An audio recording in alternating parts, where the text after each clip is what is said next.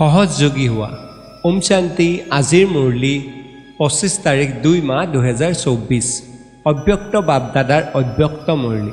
সকলো প্ৰাপ্তিৰ স্মৃতিৰ উন্মেষণ ঘটা, নিস্তব্ধতাৰ অনুভৱ কৰা আৰু মুক্ত হোৱা। বৰদান। ব্ৰাহ্মণ জীৱনত নিজৰ পিতৃক নিজৰ পৰিয়ালৰ বনোৱা যোগীসকলৰ বাবে স্বতঃস্ফূৰ্ত আৰু সহজ। ব্ৰাহ্মণ জীৱনত সকলো সন্তানৰ ব্ৰত এজন পিতৃৰ কোনো তুলনা নাই। যেতিয়া সংসাৰৰ পিতৃ আৰু আন কোনো নহয়, তেতিয়া আত্মা আৰু সহযোগী অৱস্থা সদায় থাকিব। যদি দ্বিতীয়জন ব্যক্তি আছে তেন্তে কঠোৰ পৰিশ্ৰম কৰিব লাগিব।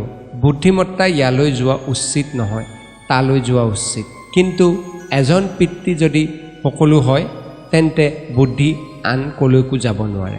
এনে সহযোগী আৰু স্বৰাজ্য থাকিব। তেওঁৰ মুখত আধ্যাত্মিকতা জিলিঙনি গোটেই সময়ত একেদৰেই থাকিব। শ্লোগান। পিতৃৰ দৰে অপ্ৰকাশিত হোৱা, এইটোৱেই অপ্ৰকাশিত লালনা পালনাৰ প্ৰত্যক্ষ প্ৰমাণ। ওম শান্তি।